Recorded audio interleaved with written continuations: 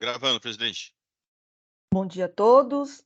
Cumprimento meus pares, doutor Argos, doutor Flávio, doutor Rafael, representante fiscal doutor César, que hoje está aqui nos acompanhando, os advogados presentes. Nós vamos dar início à sessão da 4ª Câmara do Tribunal de Impostos e Taxas de São Paulo.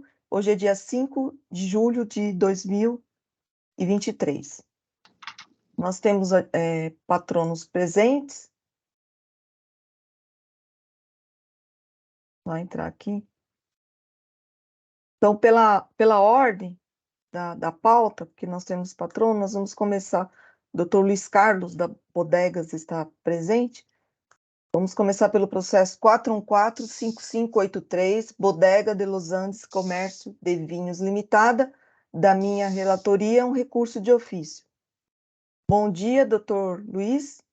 Bom dia, doutora presidente, senhora presidente, senhores juízes, vocês estão me ouvindo bem? Estamos. Perfeito. O doutor dispensa a leitura do relatório? Pois não. Então, o doutor tem 15 minutos, pode iniciar. Perfeito. Bom, bom dia a todos.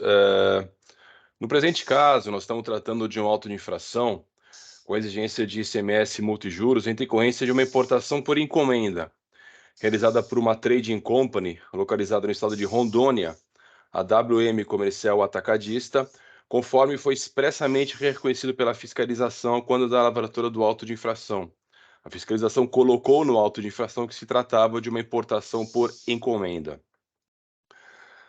O item 2 ele é mera decorrência do anterior e exige a glosa do crédito do imposto destacado em nota fiscal pela trading na operação de transferência das mercadorias, que foi a operação posterior na transferência das mercadorias de Rondônia para São Paulo, para a Bodega de Los Andes.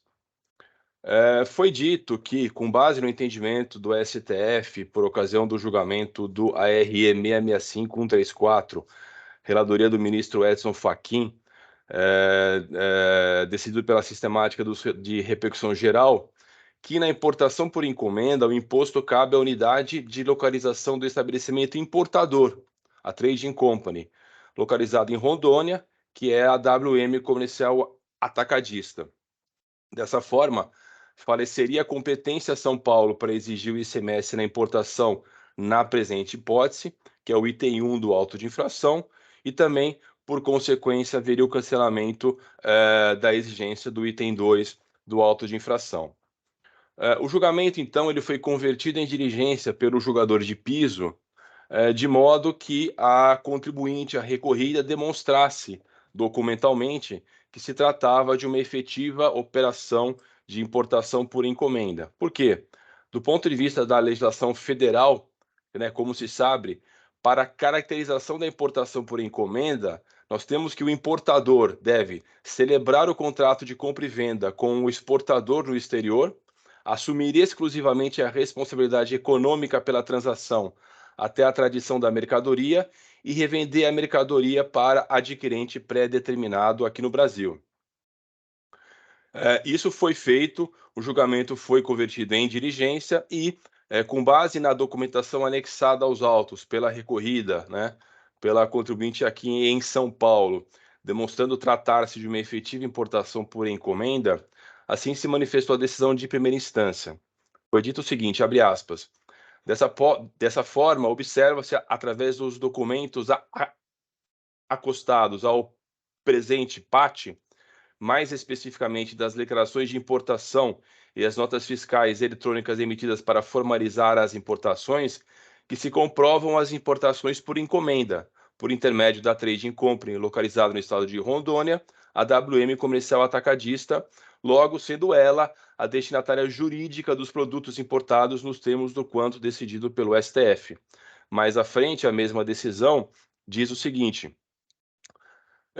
analisando o contrato de compra e venda das mercadorias importadas sob encomenda, abre aspas, observa-se que o importador, a Trading Company, WM Comercial Atacadista, celebrou o contrato de compra e venda com o encomendante e logo assumiu exclusivamente a responsabilidade econômica pela transação até a tradição da mercadoria e revendeu a mercadoria para adquirente pré-determinado, encomendante, ou seja, a empresa autuada ora defendente, fecha aspas. A mesma decisão ainda disse o seguinte,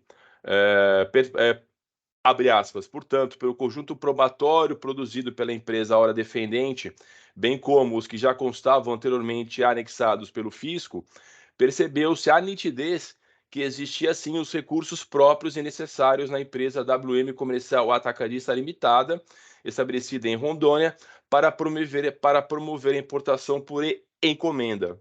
E a conclusão da decisão de piso foi a seguinte: concluiu-se que o destinatário jurídico da operação na hipótese de importação por encomenda é a Trading Company, a WM Comercial Atacadista, logo sendo o ICMS importação devido ao estado de Rondônia, consequentemente acarretando na improcedência do item 1 do auto de infração.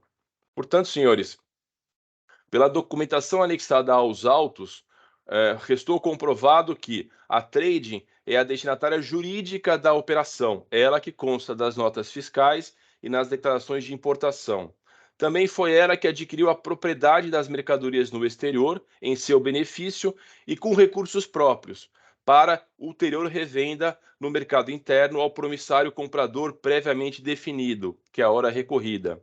A Trade, ela negocia e fecha os contratos de compra e venda com o exportador estrangeiro, assumindo responsabilidade exclusiva pelo pagamento do preço e pelos demais custos e despesas relacionados à importação até a tradição da mercadoria.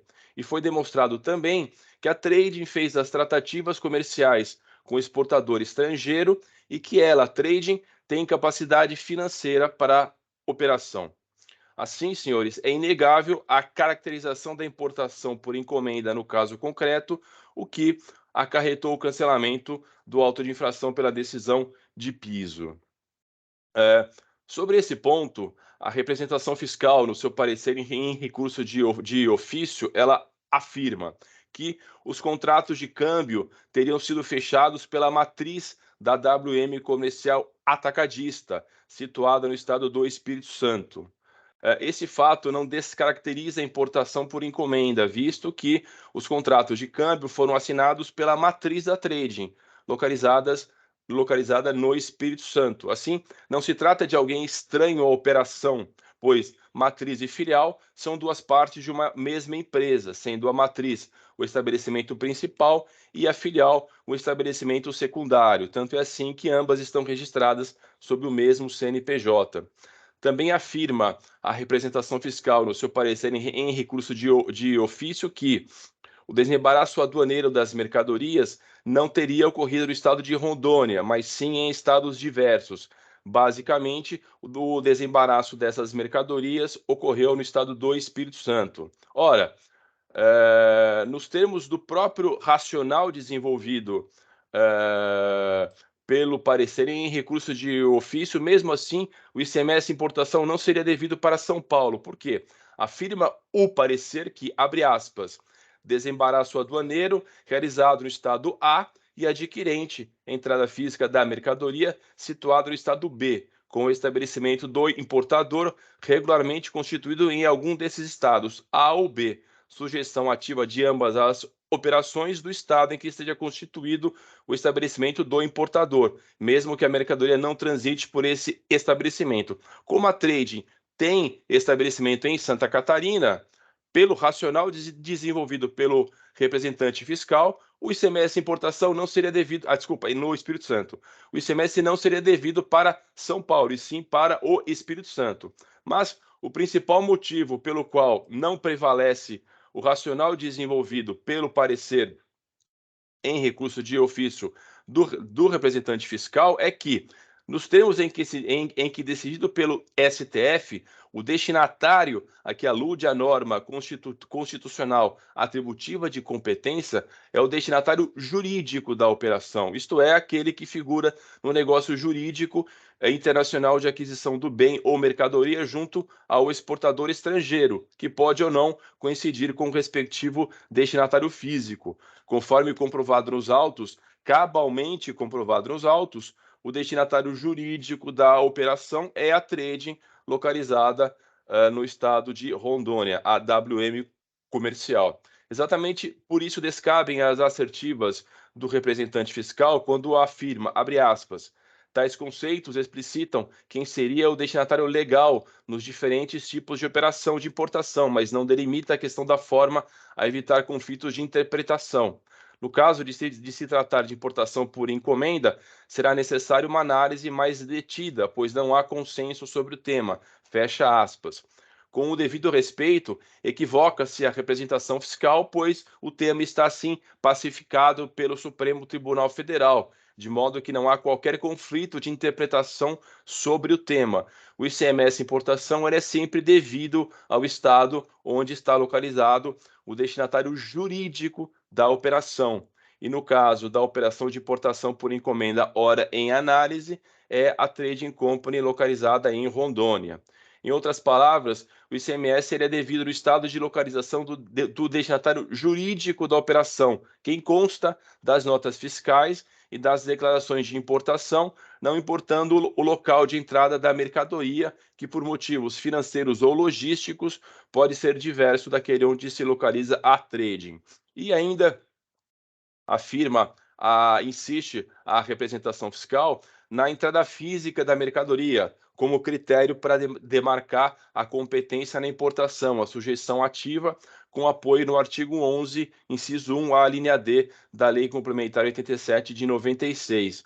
Esse dispositivo ele foi declarado inconstitucional, justamente na parte em que vincula o recolhimento do ICMS importação à entrada física da mercadoria. Logo, o entendimento fiscal do parecer em recurso de ofício, ele contraria frontalmente a decisão do Supremo Tribunal Federal e não pode prevalecer. Em resumo, o auto de infração lavrado afirmou tratar-se de importação por encomenda. A natureza da importação por encomenda foi comprovada na diligência fiscal determinada pela decisão de piso, o que acarretou o cancelamento da autuação fiscal. Isso porque, caracterizada a importação por encomenda no caso concreto, que é incontroverso ter sido a modalidade adotada, falece competência a São Paulo para exigir o ICMS na importação. Com relação ao item 2, os próprios termos da decisão de piso deixam muito claro a sua improcedência. Ela diz o seguinte, abre aspas, nessas condições é plenamente lícito observar que a empresa autuada, a hora defendente, nada mais fez do que se creditar dos montantes de ICMS destacados em notas fiscais eletrônicas, emitidas pelo remetente das mercadorias, nos exatos termos previstos pela Constituição Federal de 88, pela Lei Complementar 87 de 96 e pelo regulamento de ICMS de São Paulo.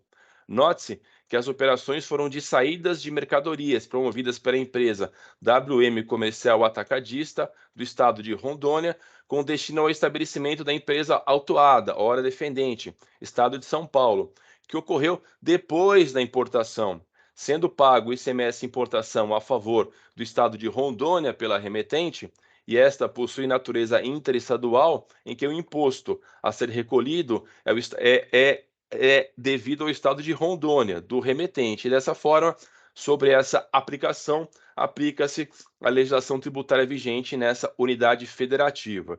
Por conseguinte, tendo incidido o ICMS na operação anterior, resulta claro o direito ao crédito do montante destacado no documento fiscal emitido pela Trading Company, localizada em Rondônia. O item 2, senhores, nada mais é do que a aplicação pura e simples da não cumulatividade. Como o ICMS importação ele é devido para Rondônia, posteriormente essa mercadoria foi remetida de Rondônia para São Paulo e a empresa aqui em São Paulo, a hora recorrida, a empresa autuada, nada mais fez do que tomar como crédito o imposto destacado pela empresa lá de Rondônia. Assim, em que pese a necessária reanálise do julgamento previsto pelo artigo 46 da Lei 13.457 de 2009, fato é que não merece reparo a decisão recorrida pelos seus próprios fundamentos.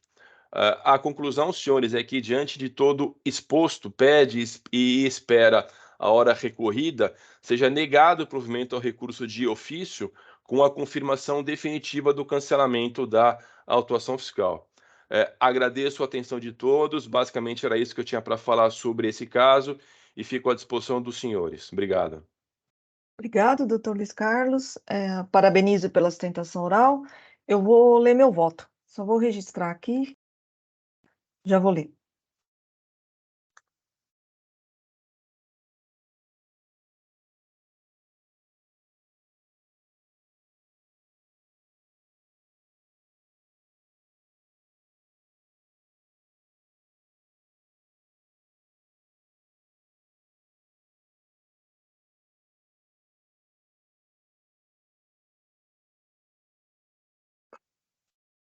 Vou ler. Passar o voto Trata-se de informações relativas à falta de pagamento de ICMS incidente em operações de importações indicadas no anexo 1 e crédito indevido decorrente da escrituração de notas fiscais referentes à venda interestaduais das mercadorias importadas indicadas no anexo 2. Em conformidade com o item 1, trata-se de importação por encomenda realizada com Trade Company, localizada no estado de Rondônia, a WM Comercial Atacadista. O item 2 refere-se à glosa do crédito imposto destacado em nota fiscal pela Trading Company em operação de transferência das mercadorias, sob o fundamento de que a empresa autuada, ora recorrida, deveria ter emitido nota fiscal de entrada para as mercadorias importadas por encomenda e, por consequência, não poderia se creditar dos valores destacados nas notas fiscais emitidas pela Trade. Importante ressaltar que no próprio relatório circunstanciado, folhas 129 e 131, o agente fiscal autuante entendeu que restou caracterizada a importação por encomenda. A representação, em seu parecer, alega basicamente como fundamentos para a reforma da decisão de primeira instância. Os contratos de câmbio foram fechados pela matriz da WM, situada no estado do Espírito Santo. O desembaraço aduaneiro das mercadorias não teria ocorrido no estado de Rondônia. Nos casos em que realmente o contribuinte comprova se tratar de uma importação por encomenda, a consultoria tributária se posicionou no sentido de que o sujeito ativo de ICMS importação será o estado onde for realizada a operação da importação. Considerando que o estabelecimento do importador, emitente das notas fiscais relativas às subsequentes operações de venda, está localizado no estado de Rondônia, na situação descrita nos presentes autos, a sujeição ativa relativa aos dois fatos geradores do imposto, ou seja, tanto o imposto devido relativamente à operação de importação, quanto aquele devido na subsequente operação de venda, são devidas ao Estado de São Paulo. Entendo pela manutenção da decisão de primeira instância. A importação por encomenda é aquela em que a pessoa jurídica importadora é contratada para promover em seu nome, com recursos próprios, o despacho aduaneiro da importação de mercadoria estrangeira, por ela adquirida no exterior, para a revenda de encomendante predeterminado. É o que preceitua o artigo 13 da Instrução da Receita Federal 1861/2018. Assim, na importação por encomenda, o importador adquire a mercadoria junto ao exportador no exterior, providencia sua nacionalização e a revende ao encomendante. Tal operação tem para o importador contratado os mesmos efeitos fiscais de uma importação própria. Em última análise, em que pese a obrigação do importador de revender as mercadorias importadas ao encomendante pré-determinado, é aquele e não este que pactua a compra internacional e deve dispor da capacidade econômica para o pagamento da importação pela via cambial. Da mesma forma, o encomendante também deve ter capacidade econômica para adquirir no mercado interno as mercadorias revendidas pelo importador contratado. Ora, conforme se depende dos documentos acostados aos autos, restou comprovado que a empresa importadora WM Comercial Atacadista adquire a propriedade de mercadorias no exterior em seu benefício e com recursos próprios para ulterior revenda no mercado interno ao promissário comprador, no caso a empresa recorrida. Referida empresa, WM Comercial Atacadista, negocia e fecha os contratos em seu nome com o exportador estrangeiro, assumindo responsabilidade exclusiva pelo pagamento do preço e demais custos e despesas relacionados à importação, até a tradição da mercadoria importada.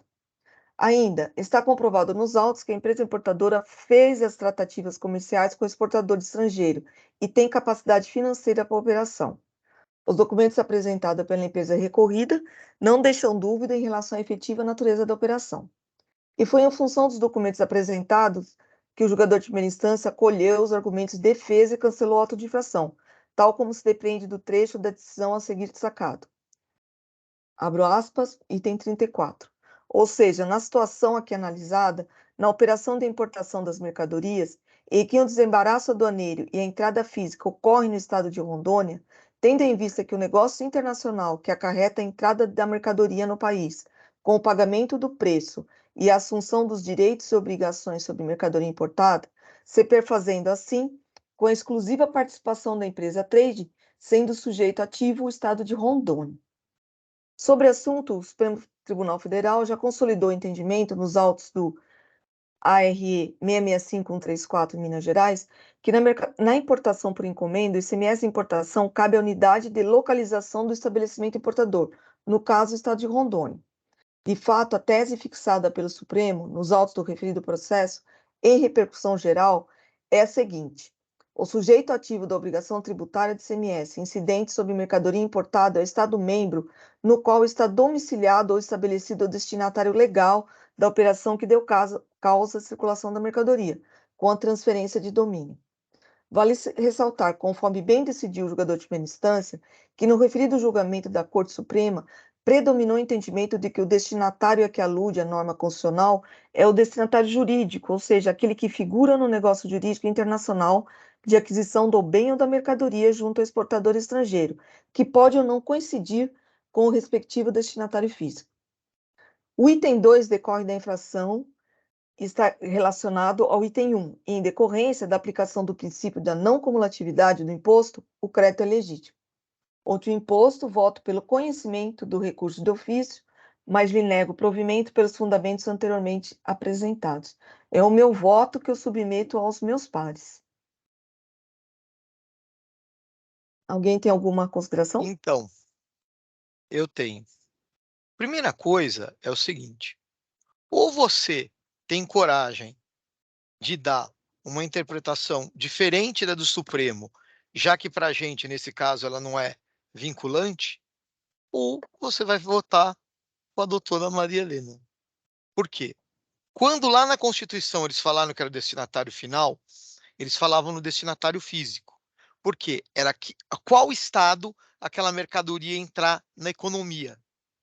O estado que a mercadoria entrasse na economia, aquele estado ia ter o tributo na importação. Acontece que depois o Supremo foi e falou o destinatário jurídico. Dando uma analisada aí, eu acho que o destinatário jurídico aí não é nem Rondônia, é até o Espírito Santo, porque quem fechou o câmbio foi a empresa do Espírito Santo, foi a matriz do Espírito Santo da empresa.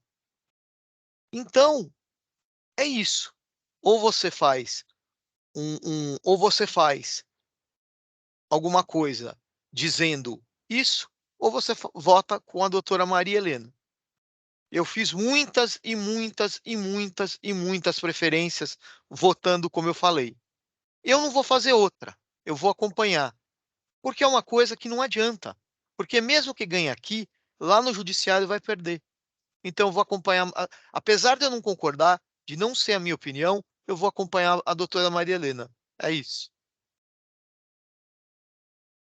Zuli, doutor Argos? Não, presidente, não tem. Eu acho que as considerações do doutor Nassim Bem, elas são absolutamente corretas. Na minha leitura, como já sabido, não há como o tribunal, aqui o nosso tribunal, pleitear uma autonomia frente ao entendimento proferido pelo Supremo Tribunal Federal. Né? A despeito de entendimentos de sentido contrário, que se sustentam baseado na nossa lei paulista, né? Fazendo uma leitura macro, uma leitura sistêmica, em que a interpretação do Supremo Tribunal Federal faz parte de todo o sistema como último posicionamento a respeito do que diz a legislação ou não, eu não tenho como, eu não me sinto, até me utilizando... Congelou. ...para ir contra o Supremo Tribunal Federal, razão pela qual, não só neste caso, como em todos os outros já julgados por nós, nesta e em outras câmaras, eu voto nesse mesmo sentido. Portanto, eu acompanho sem qualquer restrição. Doutor Zuli? Na verdade, eu vou pensar num seminário que eu ajudei a organizar agora em novembro, lá no Codecon, né, em que o professor Ives Gandra ele encerrou o nosso seminário dizendo que fatalmente o Supremo está hoje legislando no lugar do legislador. E é mais uma vez o que nós estamos vendo aqui. Efetivamente, o Supremo ele deu uma posição, legislou a respeito. Eu vejo muito engraçada essa situação, porque efetivamente quem emitiu a nota fiscal foi Rondônia, quem desembaraçou foi o Espírito Santo, e que a gente poderia pensar, então, numa segunda operação que o Espírito Santo mandou para Rondônia. Então, foi uma operação, a operação de importação, Rondônia mandou para São Paulo. E quando Rondônia mandou para São Paulo, eu teria uma segunda operação, ou seja, saindo lá de Rondônia e vindo para São Paulo. Então, eu não estaria mais sequer falando em importação. Mas também é difícil você estender isso, é difícil concordar com essa posição, não obstante a posição adotada pela consultoria tributária. A consultoria tributária, na verdade, ela não disse, mas ela quis dizer isso. Olha, aqui eu tenho uma segunda operação, ou seja, a importação do Espírito Santo, que acabou desaguando em Rondônia, numa operação ficta, e que de Rondônia veio para São Paulo, numa operação de verdadeira venda, principalmente em importação por encomenda, né? Porque não é por conta e ordem, é por encomenda, e restou mais os que demonstraram que é por encomenda. E, diante da decisão do Supremo, eu vou me curvar e vou acompanhar a ilustre relatora, tá? Eu acho que não tem como descaracterizar esse entendimento do Supremo aqui, nesse momento, e no nosso Tribunal Administrativo. Eu vou lhe acompanhar. Doutor César, alguma observação? Não? Podemos votar, então, gente? Então, encerrando os debates. Verificação de quórum.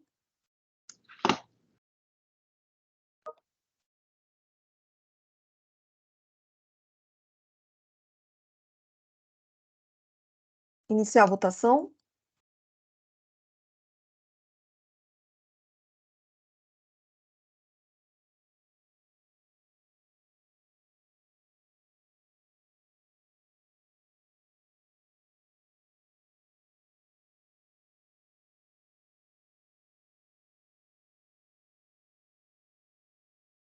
Doutor, por unanimidade, recurso de ofício conhecido e não provido. Agradeço a sua presença, tenha um bom dia.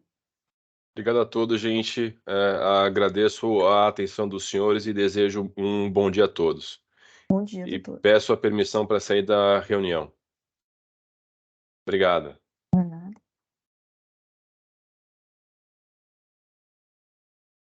Está meio lento aqui, hein? Inclusive, apareceu aquela mensagem de erro no sistema em que a tela ficou amarelada com vermelho, mas já voltou aqui. Então, Bom, antes de dar sequência, eu só vou tirar de pauta um processo por ausência do patrono, ausência justificada, é o processo 4147026, Lubala Confecção e Comércio Eireli, da relatoria do Dr. Rafael Zulli.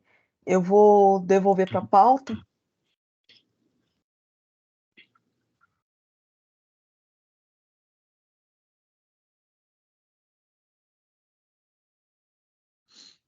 E assim ele sai da nossa pauta de hoje.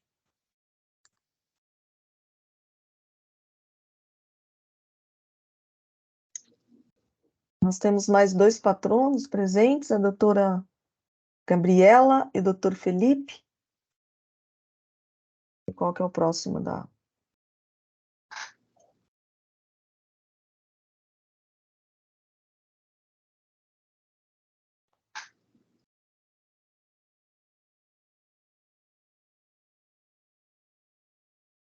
Bom, então, na ordem da pauta, processo 4148003, Companhia Brasileira de Distribuição, da relatoria do Dr. Argos.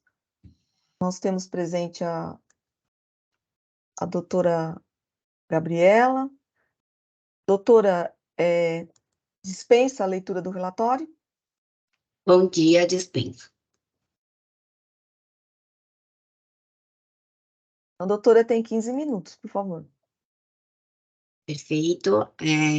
Primeiramente, gostaria de desejar um excelente dia a todos. Agradeço a oportunidade de falar mais uma vez aqui nessa douta Câmara. Prometo ser breve, porque esse assunto já é de conhecimento aqui desse tribunal e também dessa Câmara.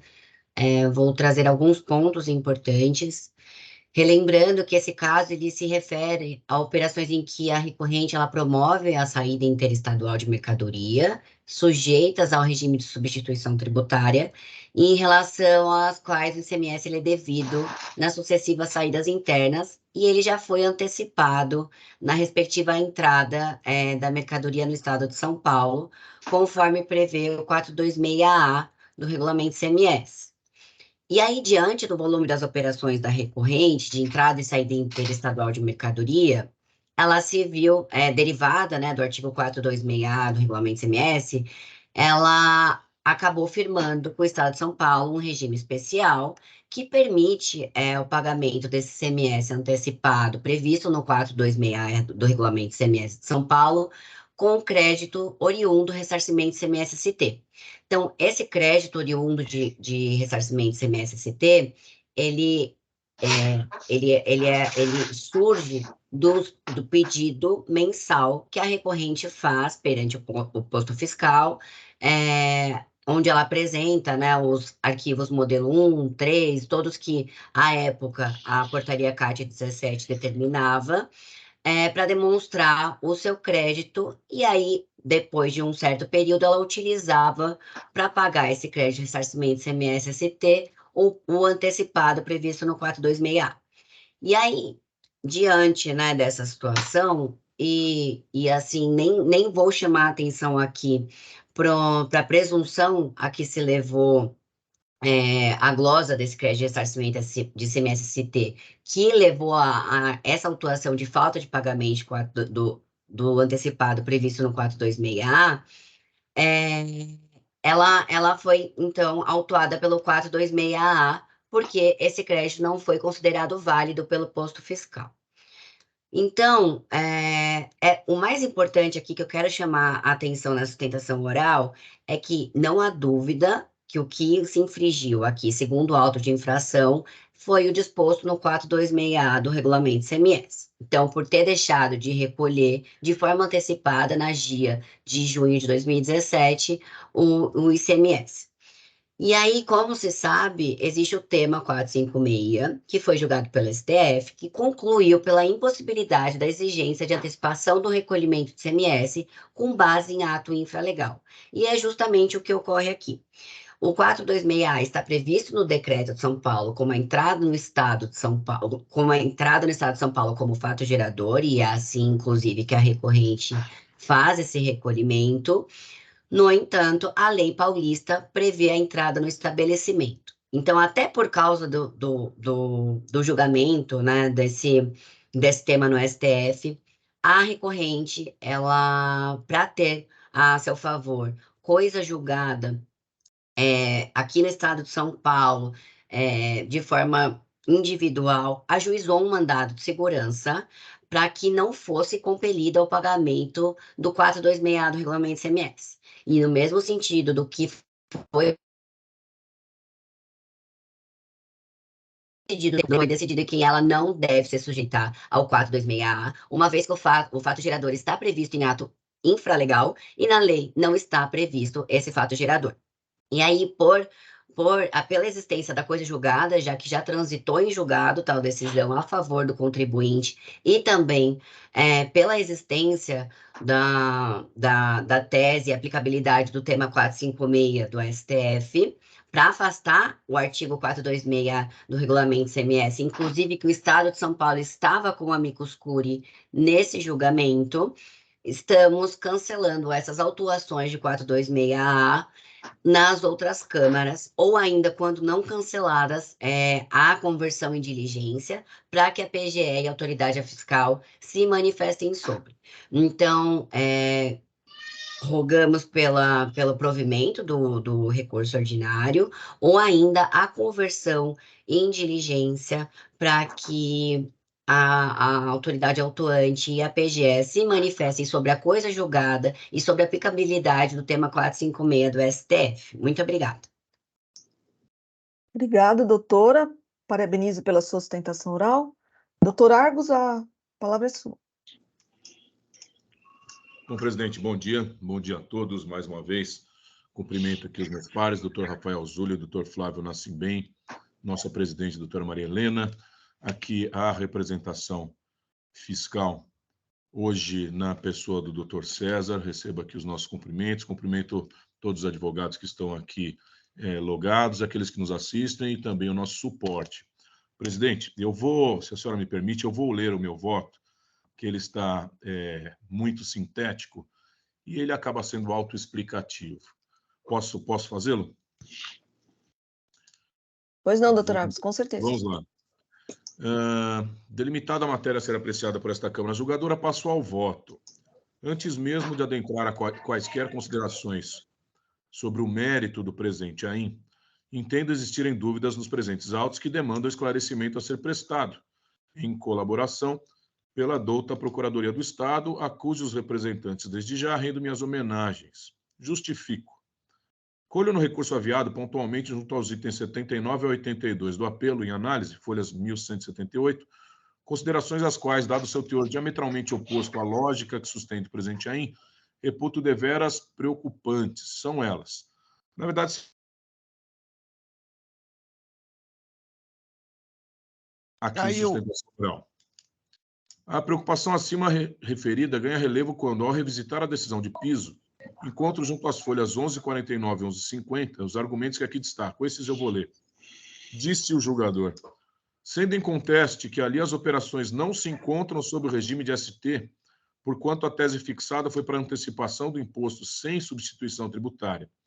Portanto, o tema 456 do STF não tem relação com o presente AIM, em que o pagamento do imposto está subordinado ao regime de ST por lei, e não há antecipação do fato gerador, fato temporal, a antecipação é somente do momento do pagamento do imposto e não do fato gerador.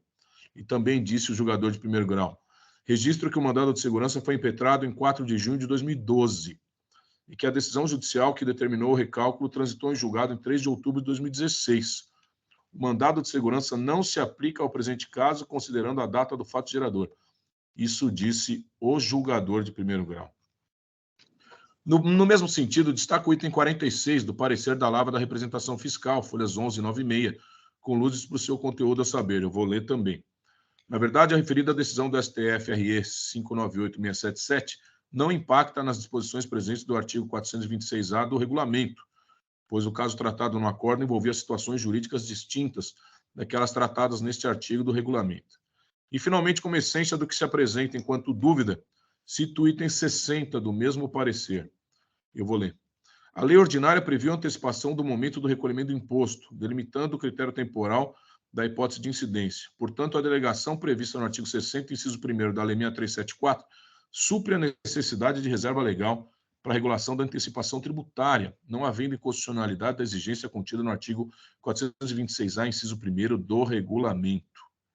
Não menos importante, reputo igualmente merecedor de destaque. O contribuinte alega que ajuizou um mandado de segurança número tal, no âmbito do qual foi reafirmado seu direito de não sujeitar ao recolhimento de ICMS na entrada de mercadorias no estado de São Paulo, o qual teria transitado em julgado. Entretanto, caso tenha efetivamente ocorrido o trânsito em julgado da referida ação, tal fato teria se dado em 2021, conforme se verifica as folhas 1108. Dessa forma, a decisão judicial, caso tenha relação com a situação jurídica relatada nos autos, não atingiria os fatos geradores de que trata o presente AIM, os quais são anteriores a 2017, a referida ação. Senhores, de antemão eu já digo que eu sou absolutamente contra o que está sendo dito aqui. Mas, vamos lá. Pois bem, é inegável existir controvérsia jurídica de ordem estritamente processual civil, no que tange ao entendimento de que o mesmo vício apontado pela Suprema Corte no Decreto Gaúcho tratado no RE 598677 também acomete, por força da repercussão geral reconhecida ao tema, o artigo 426-A do Decreto Paulista, B, ao impacto nesse expediente administrativo do quanto decidido pelo STF, junto ao RE e tal, em sede de repercussão geral, recurso repetitivo, sistema 456, e a capitulação das infrações descritas neste AIN, aos reflexos no presente AIN do quanto decidido pelo Poder Judiciário em sede do mandado de segurança número tal, e a natureza do teor do quanto transitado em julgado, se constitutiva ou declaratória, e, por consequência, a retroação ou não de seus efeitos aos fatos datados de junho de 2017, data constante do campo 15 do DDF de folhas 4. Estas são as controvérsias. Ad cautelam, diante das controvérsias de ordem processual aqui expostas, submeto à apreciação de meus pares a proposta de conversão do presente julgamento em diligência, determinando o encaminhamento desses autos à Procuradoria do Estado para que, em regime de colaboração, se posicione sob as alíneas A a D acima enumeradas. São essas que eu li. Após retornem os autos a esta Casa, desse vista as partes nos termos do Decreto 54.486 e do regimento desse TIT, para em seguida virem a julgamento. Então, presidente, assim, a despeito da minha posição pessoal sobre esta matéria, sobre os reflexos de uma decisão transitada em julgado, sobre o entendimento de um tema fixado pelo Supremo Tribunal Federal e seus reflexos num processo administrativo, cautelam para que não se alegue que eu decidi mais do que poderia, que foi extra petita, ou que eu não teria a competência de versar sobre um processo ajuizado junto ao Poder Judiciário. Estou propondo a conversão do julgamento em diligência para a Procuradoria, esta sim, órgão responsável para fazer isso, para que ela se manifeste sobre esses pontos que eu julgo controversos no que diz respeito ao entendimento do julgador tributário, da representação fiscal e da parte absolutamente controversos. Né? Porque a parte diz, olha, eu tenho um trânsito julgado em meu favor e uma posição do Supremo Tribunal Federal.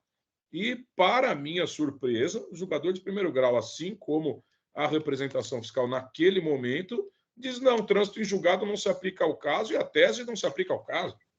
Então, assim, ad cautelam, porque eu já tenho minha opinião formada. Mas, toda sorte, ad cautelam, conversão do julgamento em diligência para que a Procuradoria se posicione sobre isso. Fica essa proposta aos meus colegas. Caso não aceita, eu peço para que o processo retorne na próxima sessão. Eu concordo, doutor Argos, eu acho que é a medida mais sensata, né? Até porque, se existe um trânsito em julgado, né, ele tem que ter uma manifestação sobre isso, né? Eu acho assim. Pode falar, doutor Flávio. Eu acho assim, apesar de eu, no caso, pensar um pouco diferente do doutor Argos, eu acho que a diligência ela é fundamental para o tipo de tese que ele adota. Então, não tenho como não acompanhar na diligência, eu acompanho. Doutor Zuli?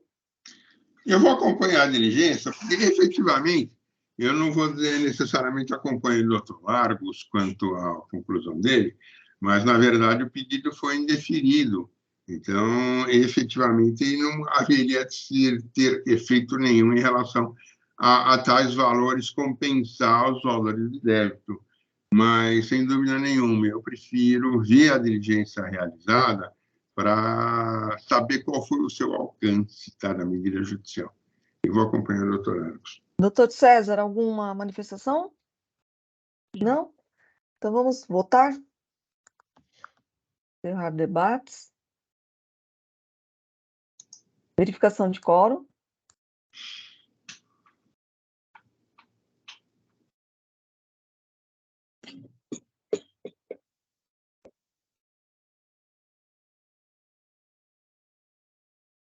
Iniciar a votação.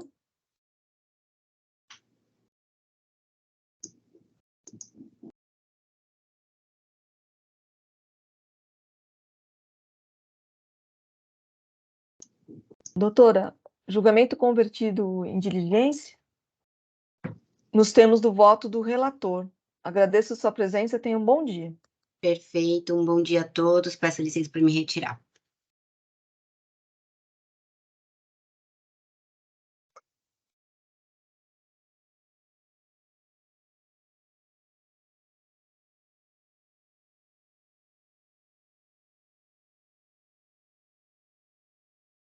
Bom, o próximo processo que nós temos patrono presente é o 5010619, MAGE Importação Sorocaba Limitada, da relatoria do Dr. Flávio. Dr. Felipe, o senhor dispensa a leitura do relatório? Bom dia a todos, dispenso. Então, doutor Felipe, o senhor tem 15 minutos, por favor. Tá ok. Bom, no dia 26 de setembro de 2022, a recorrente teve lavrado em seu desfavor o auto de infração em análise sob a acusação de ter deixado de recolher ICMS na venda de bens do seu ativo imobilizado antes de decorrido o prazo de 12 meses. Os bens tratados no auto de infração são veículos novos, adquiridos junto ao fabricante pela recorrente e revendidos no período de 2017, 2018 e 2019. Em resumo, o que a autoridade fiscal entendeu é que a venda dos veículos antes do decurso de 12 meses impõe que os mesmos sejam qualificados como mercadorias para revenda e não como ativo imobilizado. No entanto, o que o fisco ignorou é que a revenda daqueles veículos está incluída no regime da substituição tributária do ICMS. Conforme dispõe o artigo 8º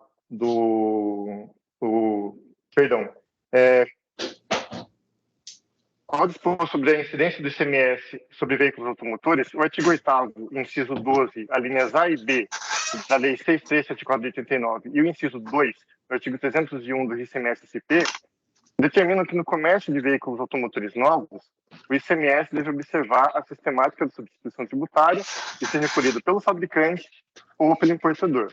Conforme expressamente prevê o parágrafo 2º do artigo 11 do anexo 2 do ICMS, será considerada usada a mercadoria que já tiver sido objeto de saída com destino ao usuário final.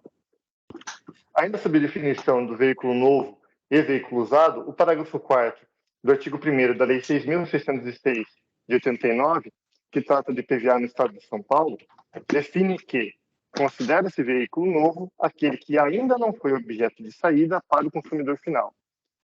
Bom, no caso da recorrente, as operações sobre as quais foi autuada tratam da venda de veículos considerados novos. Isso porque, de acordo com o Fisco Paulista, a revenda de veículos antes do decurso de 12 meses impede a qualificação dos bens como ativo imobilizado e impõe a qualificação dos mesmos como mercadoria para revenda. Ou seja, aqui há um fato presuntivo, venda de veículo antes do decurso de 12 meses, o que impõe uma presunção, qualificação da operação como revenda de mercadoria. As notas fiscais de folhas 52 a 75 e 79 a 88 comprovam que os veículos revendidos pela recorrente foram adquiridos direto do fabricante e importador, de modo que a saída do consumidor final ocorreu apenas quando efetuada a venda daqueles bens aos clientes da recorrente antes do decurso de 12 meses, conforme as notas fiscais de folhas 89 a 122. É verdade que a recorrente, antes de fazer as aquisições do fabricante, ao efetuar as vendas, atribuiu às operações os CFAPs 2406 e 5551. Mas isso não afasta a natureza de revenda de mercadorias daquelas operações. Merece destaque aqui as guias anexadas aos autos, as quais comprovam que não houve acreditamento de bens ativo imobilizado pela recorrente referente àquelas operações no período de 2017, 2018 e 2019. As notas fiscais de aquisição e de venda deixam claro que os veículos revendidos pela recorrente eram novos. A diferença entre a data de aquisição e a de venda deixa claro que os veículos permaneceram por brevíssimo período sob a propriedade da recorrente, situação esperada na operação com veículos novos, não utilizados como ativo imobilizado. Inclusive, o curto período de permanência dos veículos no estoque da recorrente foi utilizado pela autoridade fiscal como justificativa para lavrar o auto de infração, conforme consta nas folhas 14 e 15 do auto de infração. Há que se considerar ainda que, em parte daquele período, os veículos não estavam à disposição da recorrente, pois estavam em transporte entre a fábrica, localizada em Duque de Caxias, no Rio de Janeiro, e o estabelecimento da recorrente, localizado aqui em Sorocaba, estado de São Paulo.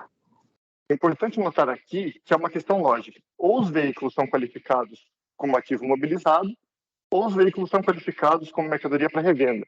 Não tem uma terceira opção. Se são qualificados como imobilizado, as saídas efetuadas pela recorrente são desoneradas, mas ela fica impedida de aproveitar o saldo remanescente do crédito do ICMS pelas entradas. Bom, nesse caso, as infrações subsistentes.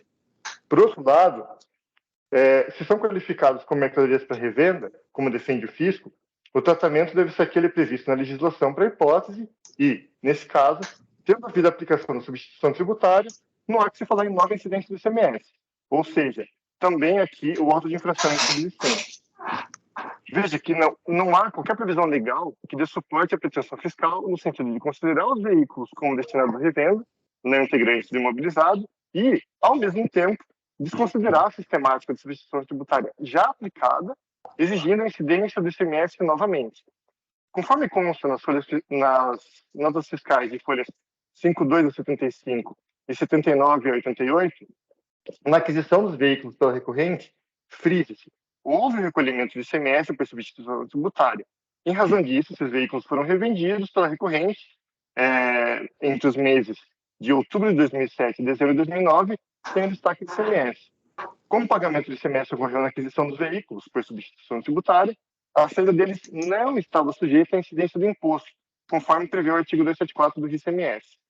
A análise das notas fiscais de aquisição e das notas fiscais de venda permite identificar que todos os veículos que foram vendidos pela recorrente, sem o destaque do ICMS, foram adquiridos com a incidência do ICMS-CT. Inclusive, a planilha anexada ao recurso demonstra isso de forma clara. Essa informação também consta nos demonstrativos 1A, 1B, 2 e 3, juntados às folhas 9 a 17 pela autoridade fiscal. A recorrente, portanto, comprovou que se tratam de veículos novos, que receberam tratamento de mercadorias destinadas à revenda e que houve o efetivo recolhimento na etapa anterior do ICMS pela sistemática de substituição tributária. Portanto, o que se espera é o cancelamento da autuação. Obrigado pela atenção. Obrigado, doutor. Agradeço pela sustentação oral. Doutor Flávio, a palavra é sua.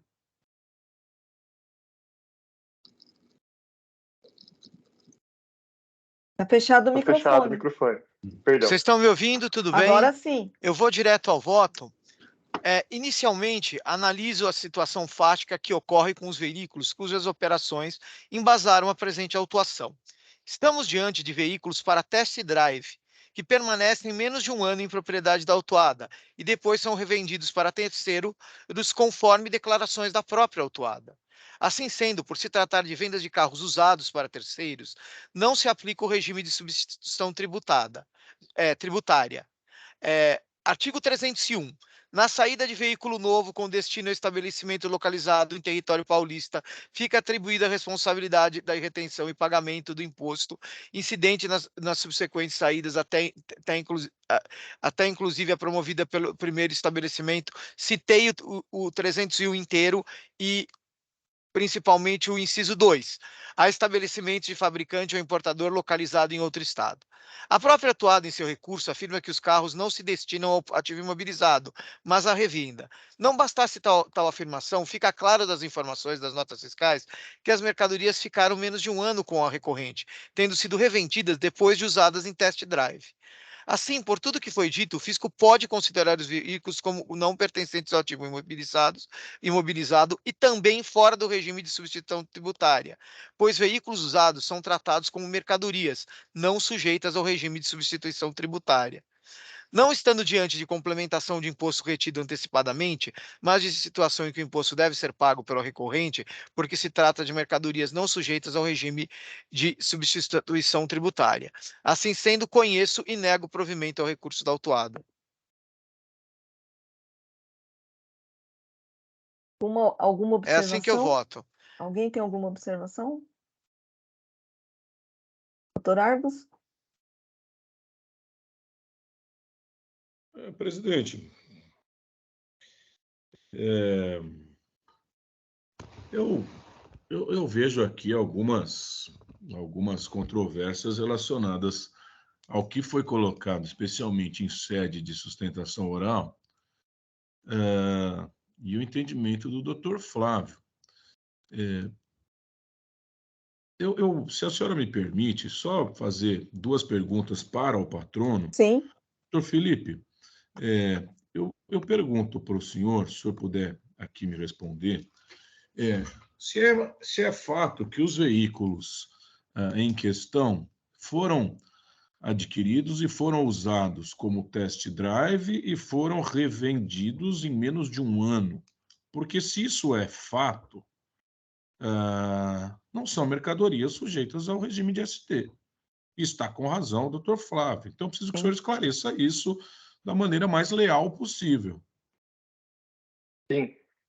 Conforme consta no relatório feito pela autoridade fiscal, os veículos realmente permaneceram por menos de um ano e, inclusive, alguns dos veículos permaneceram por menos de um mês ou menos de 15 dias. Tem veículo que ficou aí 9 dias sobre, vamos dizer assim, sobre propriedade da recorrente, né? Então, assim, a ideia era destinar como test drive, mas os veículos foram revendidos antes. Inclusive, se fizer a comparação das notas fiscais, né, da quilometragem na qual eles foram adquiridos e a quilometragem na qual eles foram vendidos, você vê que boa parte desses veículos teve uma variação muito pequena. Então, assim, realmente são veículos novos, entendeu? Eles foram adquiridos, apesar de terem sido destinados como test drive, não chegaram a ser utilizados efetivamente como test drive porque foram vendidos antes. Como eu disse, tem veículos aí que com uma semana ele já foi vendido pela recorrente.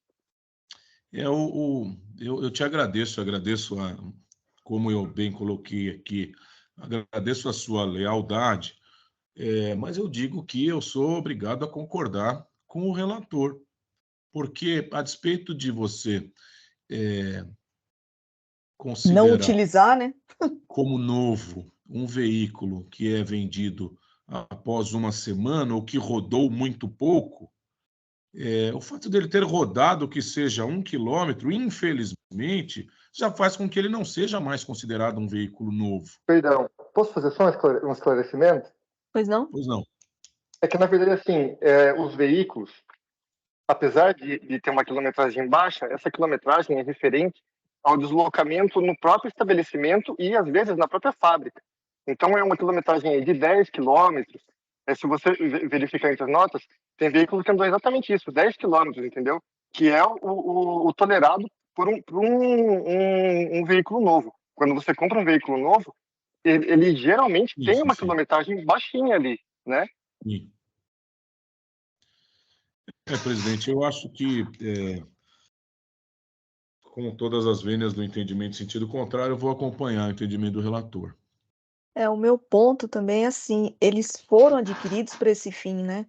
Sim. Se não foi dado o fim, e se por outro fundamento não foi vendido antes, o ponto é que ele foi adquirido para test drive, né? Pois e depois foi revendido em menos de um ano, quer dizer. Então, eu acho que o regime da substituição a realidade não se aplica, impõe né? aqui, se impõe mesmo a pretensão do próprio adquirente ou do próprio comerciante, enfim, chame como quiser. Eu vou acompanhar o relator. Doutor César, alguma observação? Olha, as folhas 244, reitero o que foi dito até o momento, tá? Na petição juntada aqui. As folhas 242 até as 246.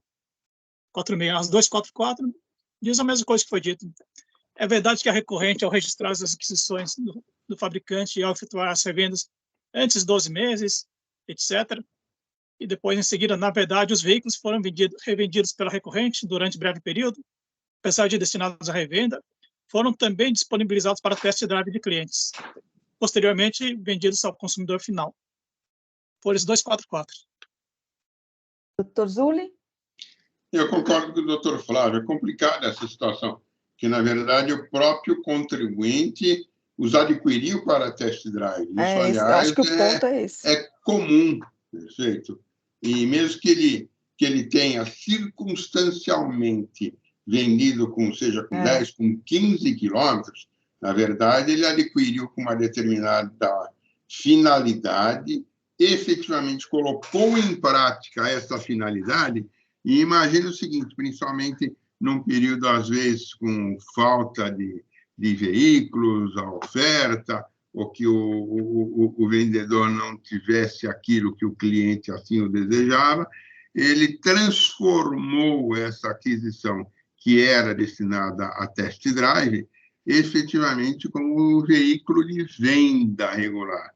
Perfeito. Então, efetivamente, não era de ativo, acabou não sendo, ele foi registrado como para test drive, mas acabou não se tratando de um verdadeiro test drive, mas, infelizmente, assim que ele conduziu a sua operação, eu vou acompanhar o Dr. Flávio, porque realmente não há nem como se contradizer aquilo que documentalmente está demonstrado.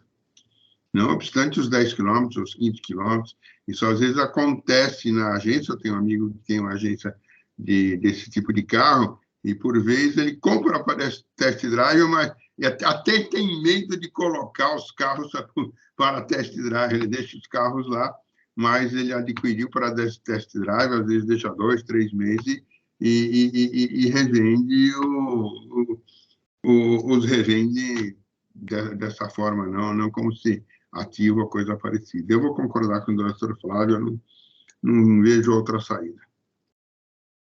Encerrados os debates.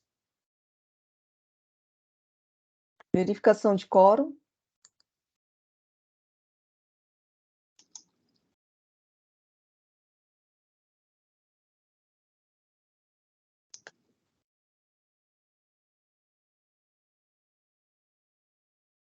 Iniciada a votação.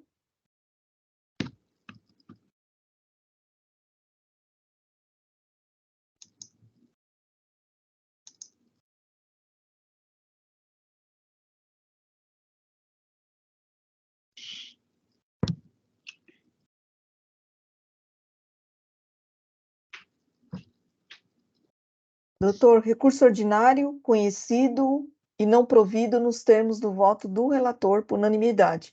Eu agradeço sua presença, tenha um bom dia. Eu agradeço a atenção e a oportunidade de prestar os esclarecimentos. Tenham todos um bom dia, bom trabalho. Obrigado, bom dia, doutor.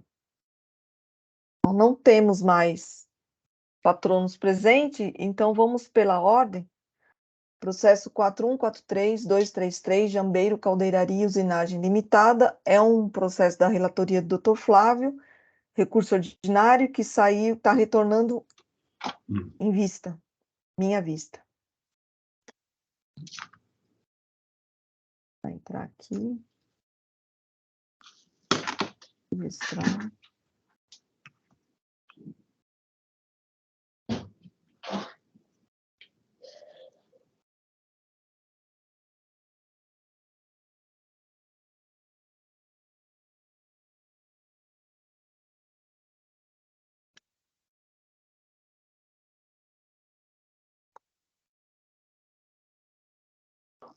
Meu voto está bem curtinho, eu só vou registrar ele aqui.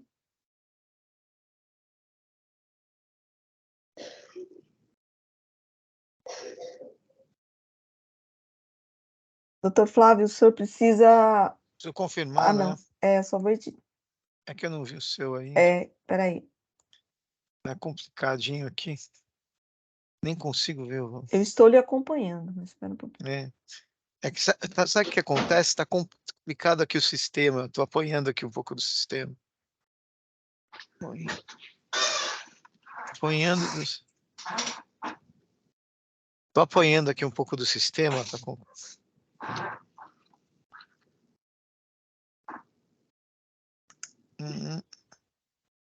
Mas, Flávio, você está na fazenda. Não, mas... Agora sim. E quando nós vamos estrear aquele ideal que você comprou? Nossa, é tão mais tranquilo trabalhar na fazenda que trabalhar em casa com os bichos de estimação, os filhos, que vou deixar o Del para eu passear e usar em casa para minhas coisas e trabalhar. Eu vou ler meu voto, que é bem curtinho. Adoto integralmente o relatório do ilustre juiz relator, Flávio Nascimento de Freitas, a quem presto as minhas homenagens. Pedi vistas dos autos para melhor análise dos argumentos alegados pela empresa autuada e, após verificação dos autos e aprofundada apreciação dos documentos, Curvo-me ao entendimento do nobre relator e lhe acompanho integralmente no seu voto. Assim, acompanho o ilustre relator para conhecer e dar parcial provimento ao recurso ordinário, tão somente para cancelar o item 7 do auto de infração. É o meu voto, então estou acompanhando. Tem... Eu mantive os outros itens e o 7, na o verdade, 7 você cancelou eu cancelei por o 7 por quase por uma conta dos questão de... documentos. É quase uma questão de inexigibilidade de conduta diversa. Sim. Porque o contribuinte mandou ele transmitiu, só não ficou no sistema da Fazenda. Sim. E não foi por culpa dele e tal. Então, eu acho que é um caso que esse daí não dá. Quantos outros, eu acho que as infrações estão comprovadas nos autos. Não tem jeito mesmo. Alguém tem alguma... Quer fazer não, estou acompanhando o doutor Flávio, realmente.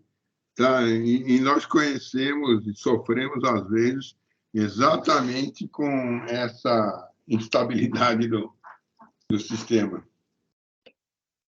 Doutor Argos, alguma observação? Doutor César? Nenhuma, presidente. Vou acompanhar o relator. Eu vou encerrar os debates, então. Verificação de quórum.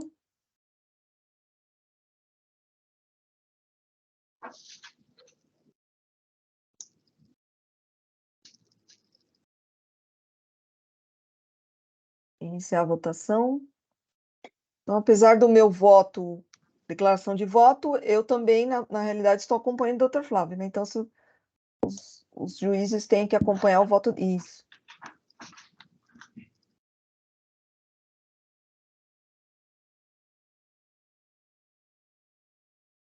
Então, por unanimidade de votos,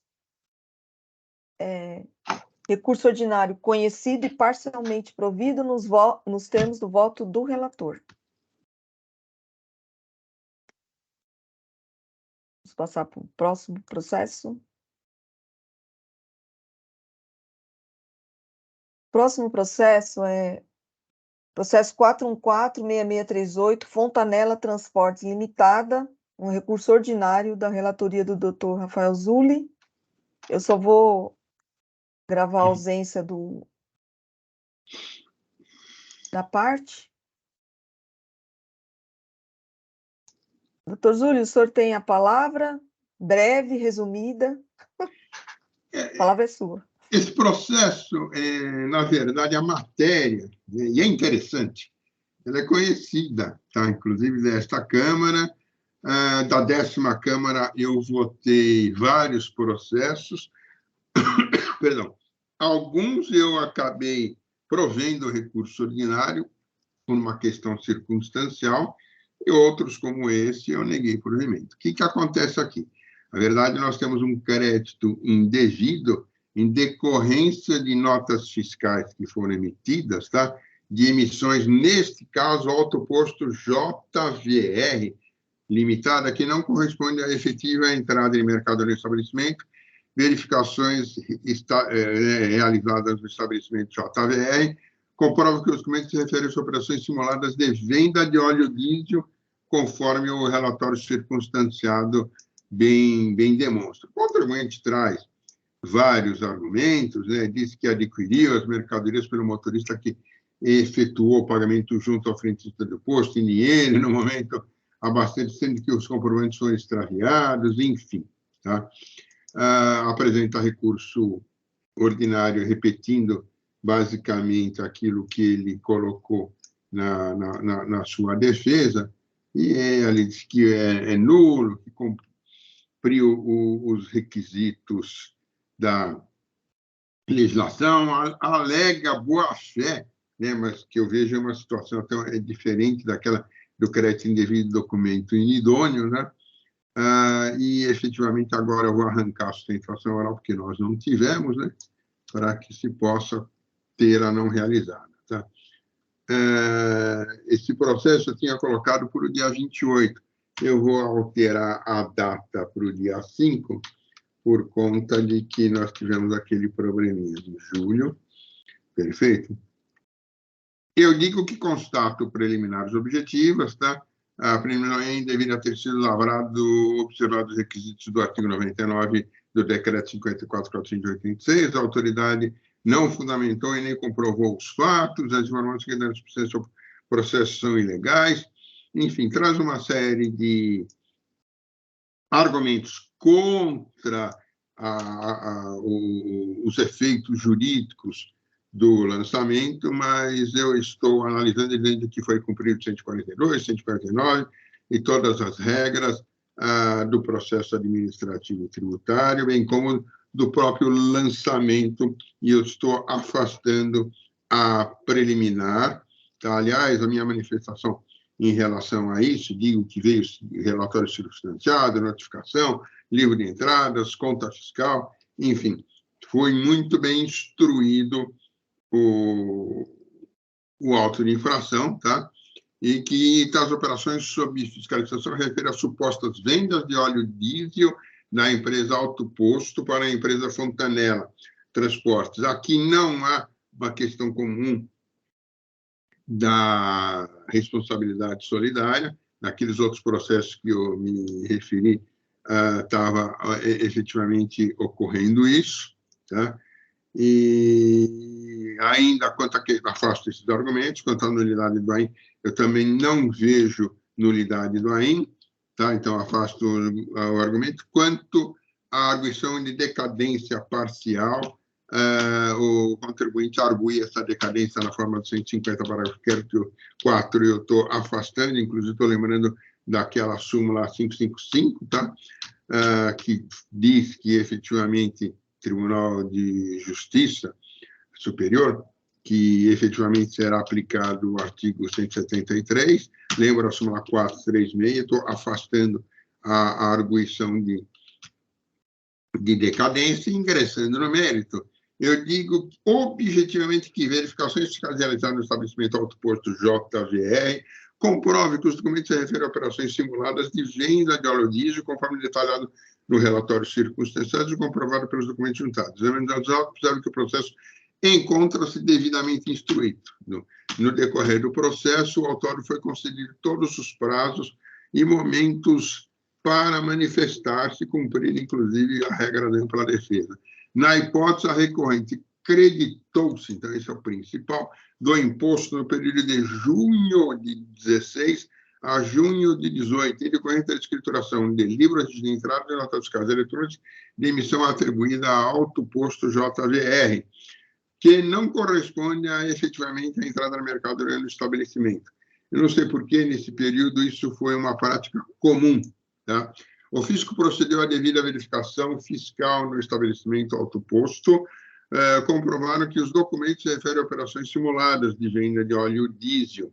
Notificadas, pronunciar sobre operações, o autório não logrou êxito. O fisco ainda bem explica o trabalho fiscal no seu relatório circunstanciado, e examinando os autos da mesma notificação inicial, observa que ele foi notificado e renotificado, apesar dos documentos informados alegados a seguir relativamente à notificação e objeto da notificação, que não listados na relação anexa e tem emissão atribuída ao posto Alto Posto AG Limitada, Alto Posto JVR Limitada, e apresenta como destinatária a empresa Fontanella Transportes, a apresentar comprovantes dos pagamentos relativos à operação, ou seja, este daqui não foi o único posto, né? E aqui eu descrevo como foi a notificação, e o que veio, na verdade, em resposta, porém, afirmou que a empresa, suposta fornecedora das mercadorias, encontra-se as folhas 23 a 1726,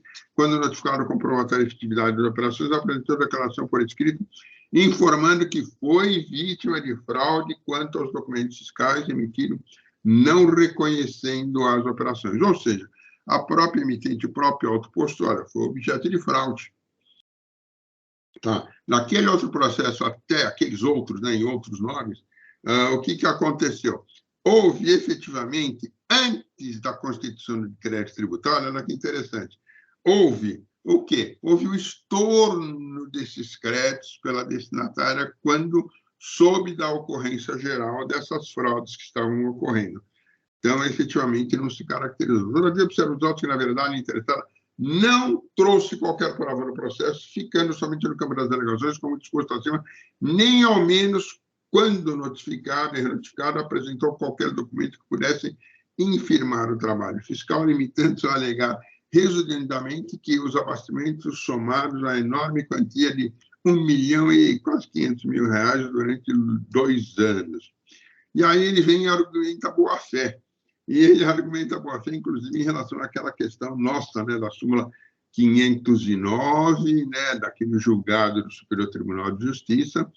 E eu estou lembrando aqui, efetivamente, que ela foi notificada e renotificada. O artigo 136 do CTN, perfeito? E ao setor alega interessado que não havia qualquer indício que pudesse levantar suspeita contra eventuais irregularidades das operações da empresa revendedora, tendo em vista que recebeu os produtos encomendados, segundo informações dos órgãos de acesso, referindo a empresa encontrava-se ativa. A interessada também alega que os documentos foram declarados inidôneos apenas em período posterior às transações questionadas. Todavia, em momento algum, foi infirmado que os documentos fiscais objeto da foram declarados posteriormente inidôneos por tais documentos, são imprestáveis para cobertar os créditos. Tá? Ainda eu digo que uma fraude demonstrada está tentando especificativamente operações simuladas de vendas de óleo diesel do posto JVR para a Fontanelli, que é a autuada, né, o referido aí, desvenda a existência de fraude fiscal estruturada que demonstrou a autuação de grupos organizados para a emissão fraudulenta de notas fiscais eletrônicas, visando o aproveitamento de crédito pelos destinatários, crédito pela aquisição de combustíveis pela empresa transportadora, é legítimo que regularmente tenha origem na compra e aquisição de mercadorias, fato que no presente caso não ocorreu, pois ficou constatado que não houve qualquer aquisição de combustíveis. Analiso todas as questões e, diante de tais fatos, efetivamente eu estou mantendo a acusação fiscal. Argumentos subsidiários, juros, né? Tá? Súmula 10. Aqui, porém, juros súmula 10, tá? Eu faço aquelas nossas análise e digo, súmula 10 reformada, período, junho de 16 a junho de 18, foram 2 anos. Taxa Selic, então, o período, tá? Temos parcela de período anterior a 1/11 de 2017, apesar do disposto na liminar para os débitos anteriores ao período de novembro, o Tribunal já publicou nessa data a súmula 10 do TIT e eu estou aplicando, então, em relação a isso e provejo, em parte, para acolher a aplicação da súmula 10. Resumo é que conheço do recurso, sendo que a ele dou parcial provimento para, no mérito, ele mais argumentos manter o efeito fiscal, todavia a ele prover parcialmente, tão somente para acolher o argumento relativo à taxa Selic, em razão do período em que o lançamento abrange, ou seja, anteriormente a 1/11/17, em razão da reforma da súmula 10. Vamos datar aqui, então, que eu tinha posto para o dia 28, né? Julho.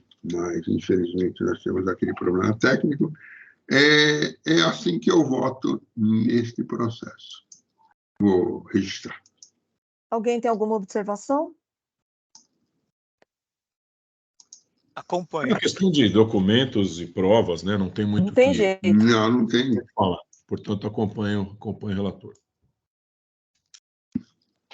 Encerrar, então. Assim que o Zuli registrar, a gente encerra os debates. Registrando.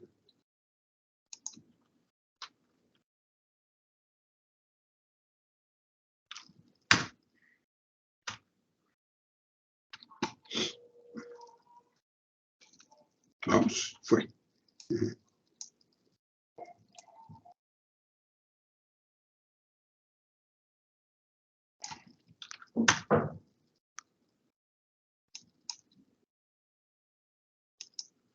Por que ele ficou em meio aqui? Agora sai.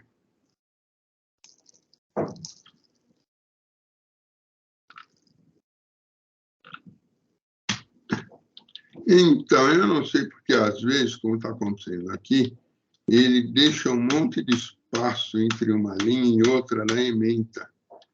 E aí, para não ficar aquele monstro de ementa que sai fora, eu estou tirando essas linhas. Olha, fiquei aqui umas 10.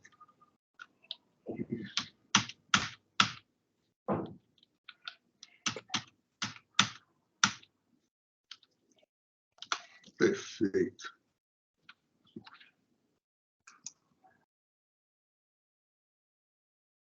Nossa, esse voto eu fiz em outubro de 22.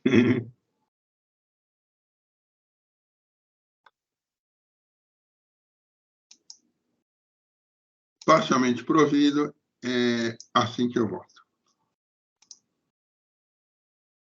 Registrado. Encerrar debates. Verificação de quórum.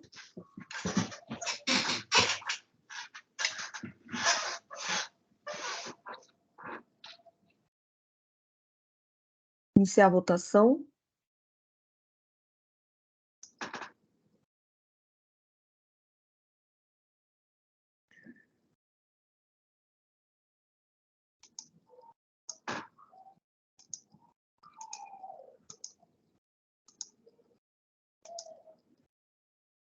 Recurso ordinário conhecido e parcialmente provido nos termos do voto do relator.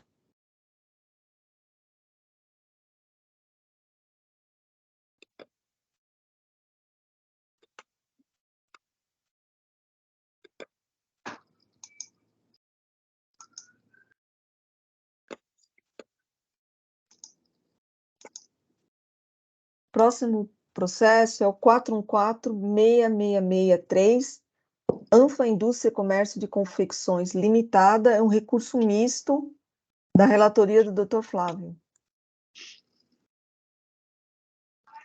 Vou registrar a ausência.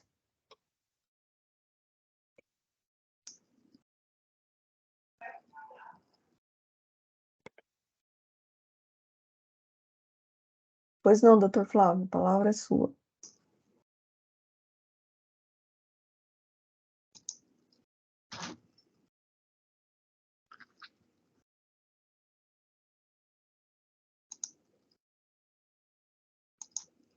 Acho que ele está registrando o voto que não está no sistema. Eu vou registrar o voto e aí eu já vou ao voto, tá bom? Ok. Estou aqui tendo um pouco de dificuldade técnica aqui com aquela pecinha atrás do micro.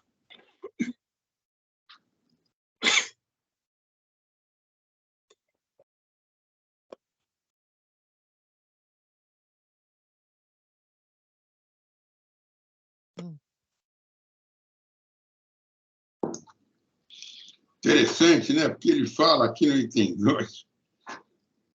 Acreditou-se devidamente em licença no montante X, exatamente R$600, né? Referente a operações com capital. Segue juntada. Parou aqui. O Flávio, 8 itens. Isso.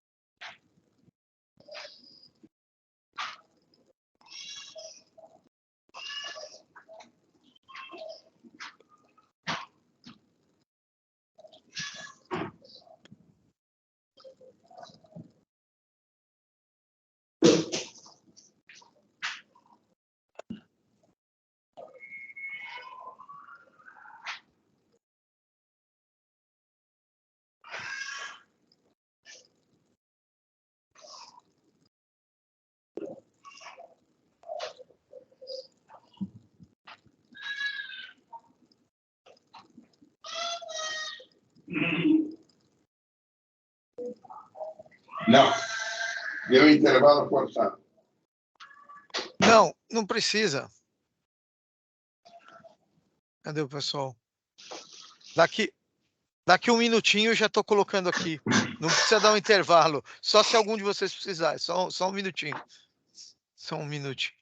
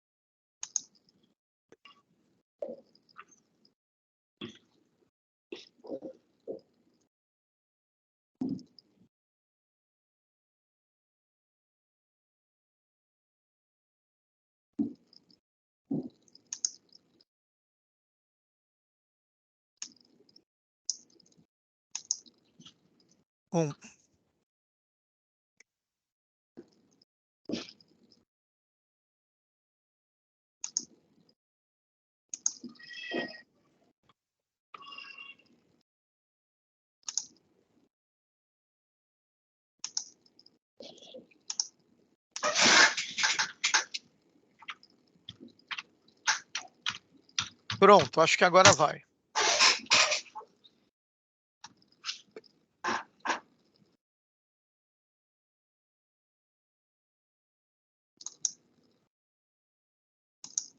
Acho que agora vai. Acho Vai, que agora, com certeza, Flávio. agora eu vou direto ao voto, tá? Agora vai. O problema não foi nem o sistema, foi eu aqui colocar o voto que estava do outro dia, tá? Vocês estão me ouvindo? Eu já vou direto ao voto. A primeira coisa que eu admito é que eu falo é que a autuada pagou e o órgão competente certificou como suficientes para extinguir o crédito tributário em relação aos itens 6, 7 e 8. Então, a gente vai falar, tanto no recurso ordinário quanto no de ofício, dos itens 1, 2, 3, 4 e 5. Recurso ordinário. Inicialmente, afasta a preliminar de nulidade do AIM, calcada na ausência do devido processo fiscalizatório. O processo de fiscalização corresponde à fase inquisitorial ou procedural em que devem ser respeitados os direitos fundamentais do contribuinte. Porém, ainda não se estabeleceu contraditório, não havendo nessa fase obrigatoriedade da fiscalização conceder prazo para que o contribuinte se oponha a seu trabalho. Esse prazo é a consequência incidência do contraditório e da ampla defesa, que operam na fase processual, com interposição da impugnação, entre parênteses, defesa, pelo contribuinte. Também afasta a alegação de falta de motivação e de fundamentação do lançamento. Nesses autos do lançamento, a fiscalização atendeu a todos os pressupostos do artigo 142 do CTN. Em especial, determinou-se a matéria tributável e a pessoa do infrator, não havendo impossibilidade ou dificuldade de se verificar os motivos da infração. O auto de infração ultrapassou o direito tributário formal, tendo-se estabelecido a presunção relativa que no direito tributário milita em favor do fisco. Em relação à portaria CAT 115 de 2014, trata-se de norma infralegal que vincula o Estado e seus servidores, não tendo efeitos para terceiros e não se encontra entre os requisitos obrigatórios para a lavratura do AIM previstos na Lei 13.457 de 2009. Assim sendo, sua ausência não torna nula a atuação.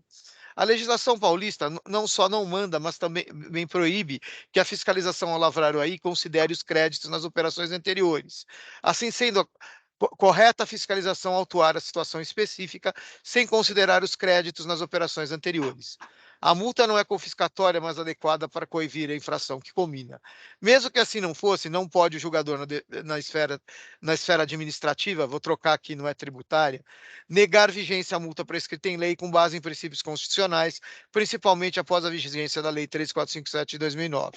Em relação à atualização da multa, com base na taxa de juros, está válida, vigente e eficaz a súmula 13 deste tribunal, que permite a atualização do valor básico como efetuado nessa atuação. Em relação aos juros, ficam limitados a Selic nos termos da nova súmula 10 deste tribunal. O que foi mantido na primeira instância é o recurso não combate o mérito, entendeu? Ele faz essas considerações. Em relação ao recurso de ofício, então, conheço e dou parcial provimento ao recurso ordinário para apenas reduzir os juros nos termos da nova súmula 10. Recurso de ofício. Em relação ao item 2. O item 2 era um item em que, a primeira instância, em função da multa ter sido exorbitante, eles afastaram não só a multa, mas como também o imposto. Então, só para vocês entenderem o que eu vou escrever aqui. Compulsando os autos e o DDF, percebo que a multa não foi calculada corretamente. Está correta a alegação da autuada em verbis. Conforme depreende do demonstrativo 2 anexo, o presente auto de infração, a autoridade fazendária, ao calcular o valor da multa devida, de forma equivocada, aplicou o percentual de 100% sobre o valor da operação, e não sobre o valor do crédito indevidamente escriturado ou não estornado, ocasionando a aplicação de multa de 9.000,96% sobre o mencionado valor, folhas 459. Eu grifei. Percebo ainda dos autos que a capsula da multa no AIM e sua fundamentação estão corretas, vendo apenas o erro no cálculo do seu montante. Assim sendo, no presente item, restabeleço a cobrança do imposto, que sequer é questionado pelo contribuinte, e também restabeleço a multa, não no patamar absurdo que está no AIM, mas com o cálculo correto segundo os dispositivos e datas presentes no próprio AIM. Em relação ao item 3, a fiscalização procedeu ao levantamento fiscal nos termos do artigo 509-A do RICMES 2000, que apresenta as notas fiscais não escrituradas, e o demonstrativo 3 dão suporte à atuação que atingiu a presunção relativa, que no direito tributário milita em favor do fisco. A autuada, para desconstituir tal presunção, traz uma série de notas fiscais e alega que não houve a saída de mercadorias sem emissão de nota fiscal. Compulsando as notas de transferências para outras filiais que, segundo o contribuinte, poderiam iridir a acusação, verifico que, por um lado, não há plena correspondência entre essas e as notas não escrituradas. E, por outro lado, essas mercadorias poderiam se originar em outras notas, não sendo suficientes para iridir a presunção que milita em favor do fisco. O mesmo se aplica para os materiais de uso e consumo e materiais que são usados na atividade da autuada. Alegar sua destinação não é o suficiente para elidir a acusação. Assim sendo, salvo o melhor juízo, o imenso esforço do patrono não é suficiente para elidir a presunção que aqui se estabeleceu. A multa não é confiscatória, mas mais adequada para coibir a infração que comina. Mesmo que assim não fosse, não pode o julgador na esfera, de novo, tem que trocar de tributária para administrativa, negar vigência se a multa prescrita em lei com base em princípios constitucionais, principalmente após a vigência da Lei 13.457 de 2009. Em relação à atualização da multa com base na taxa de juros, está válida a vigente eficaz a súmula 13 desse tribunal, que permite a atualização do valor base como efetuada nessa atuação. Em relação aos juros, ficam limitados a Selic, nos termos da nova súmula 10 desse tribunal. É assim que eu voto. Vocês entenderam o item 2 e 3 do recurso de ofício? No item 2, houve um erro de cálculo do fiscal. Ele colocou a multa correta, ele colocou a fundamentação correta lá no AIM, mas não sei por que ele fez ele colocou o valor da operação, o valor da mercadoria, da operação, e não o valor do imposto. Aí deu um imposto absurdo. Quando chegou no primeiro grau, o cara não é que ele corrigiu a multa para multa correta, nem sequer ele eliminou a multa. Ele derrubou o item inteiro, inclusive o imposto. Então, eu restabeleci o imposto e eu coloquei a multa no valor. O outro é um item, ele faz um levantamento fiscal e acha um monte de nota não escriturada. Só que o contribuinte fala que essas notas foram revendidas, né, que saíram para revendas, ele coloca as notas que saíram e fala que esses materiais são de uso e consumo. Só que isso não prova a diferença do imposto das não escrituradas, porque tudo isso que ele falou pode ter vindo de outras notas, inclusive de outras não escrituradas, de outras coisas não escrituradas. Então, eu achei que não foi suficiente. É assim que eu voto. Acho que agora vocês entenderam melhor. Sim, eu tinha entendido, eu só não entendi o item 2. É tudo automático. Como é que o fiscal lançou essa multa absurda? Eu não sei não como dá ele lançou. Para entender. Eu não sei por que ele Porque quando foi você um erro lança eu não sei como ele fez essa. sistema. Tanto que você vê lá no DDF o valor absurdo da multa, eu não sei como ele fez esse erro. Porque assim, quem está na externa hoje, ele usa programas que já fazem essas coisas. O cara não faz mais cálculo na mão, não faz, como fazia lá nos anos 80, nos anos 90. Ele já tem um programa que faz isso. Como ele conseguiu fazer esse erro, eu não sei. O que eu sei é que eu fui lá e não aceitei aquela redução que a primeira instância fez. Inclusive, eu fiz a redução e restabeleci o imposto nos termos mesmos termos que a representação fiscal pede no parecer dela. Eu vi. Te acompanho. Alguém tem mais alguma observação? Não, presidente, eu dei uma olhada no recurso aviado às folhas 7828, porque o doutor Flávio disse que o contribuinte nada versou sobre a questão do imposto, né? E realmente no pedido dele, assim como ao longo do recurso inteiro, ele não fala absolutamente nada. Nesse sentido, eu dou razão ao doutor Flávio quando restabelece a exigência do imposto, mas não naqueles moldes de multa imposta. Portanto, não havendo... Caiu, Argos. Não estamos ouvindo você, caiu. Congelou.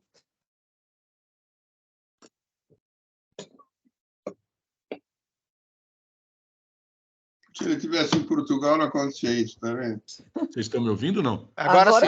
Tá. Congelou, ficou um tempo congelado. Agora nós não tivemos. Está congelado. Lembra uma vez que ele conseguiu falar da Espanha, não consegui falar de Santo Amaro? Não funciona isso. Caiu. Agora caiu o Argos. Vocês estão me ouvindo? Agora sim, voltou. Eu acho que está instável, mas não havendo pedido do contribuinte sobre o imposto, prevalece o entendimento do doutor Flávio. Portanto, eu vou acompanhar. Doutor César, alguma observação? Nenhuma. Não? Vocês estão me vendo, gente? Sim, Então, agora tá sim. perfeito. Vou encerrar os debates. Alguma instabilidade, eu acho. Verificação de quórum.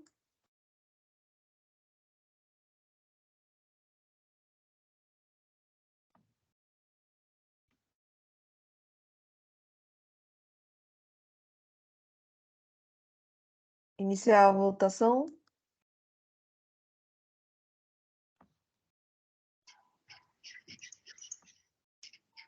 Gravou?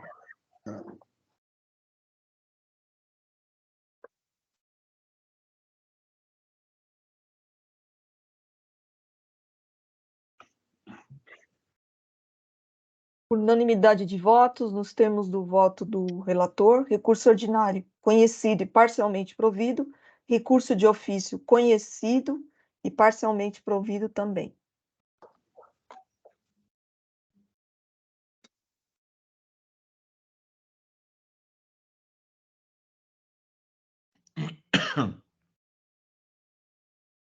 Vamos para o último processo da pauta. Processo 4147930, Maestra Comércio de Produtos Siderúrgicos e Commodities Eireli. É um recurso ordinário. O relator é o Dr. Argos. Eu só vou registrar a ausência da parte.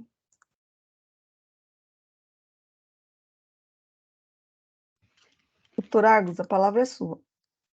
Bom, presidente, eu vou, nesse meio tempo aqui, só lançar o voto integral aqui no sistema. Esse é um caso que eu reputo muito simples, porque, efetivamente, o contribuinte não contesta o mérito da autuação. O que ele contesta é a questão dos juros, a questão da multa e por aí vai. Então, este entendimento com relação a essas matérias, nós temos até simulado pelo tribunal, o que dispensaria qualquer grande exposição aqui do meu voto. Mas o voto está curto, eu vou ler de maneira bem resumida, né? Mas essencialmente é isso. Eu cito aqui o parecer da representação fiscal de folhas 167, que narra exatamente qual é a autuação.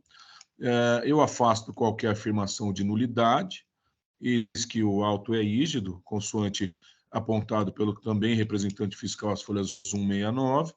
Depois, eu coloco aqui, deixe consignado não haver contestação por parte da recorrente em relação ao mérito do presente AIM, o qual, ipso facto, restou incontroverso. Então, o mérito é incontroverso.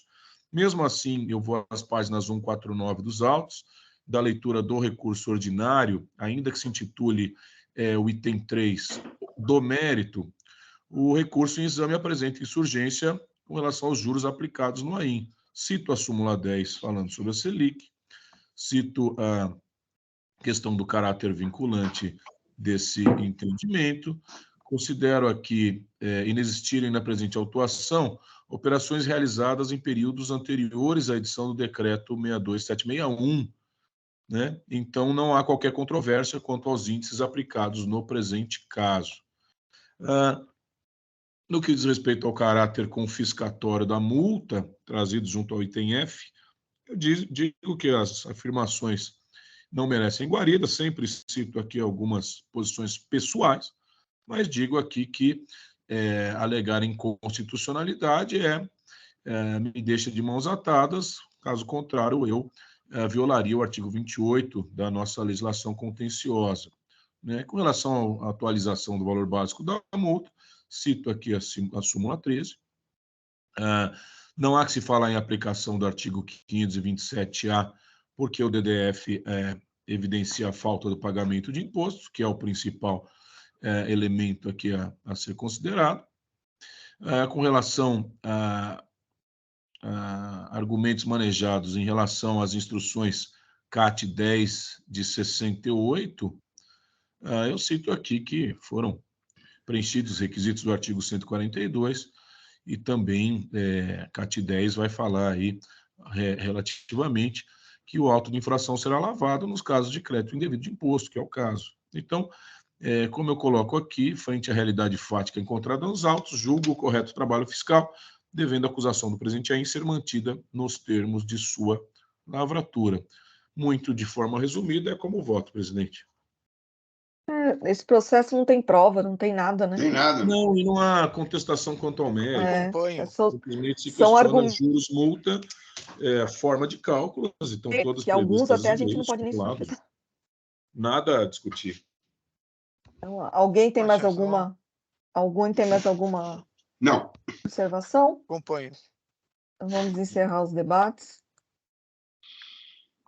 Verificação de quórum.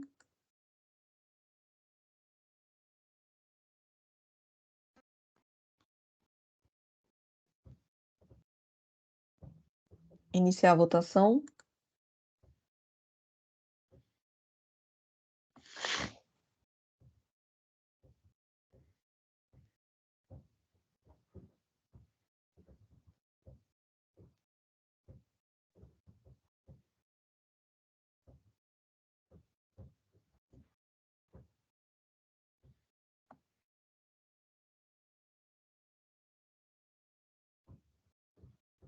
Por unanimidade de votos, nos termos do voto do relator, recurso ordinário, conhecido e não provido.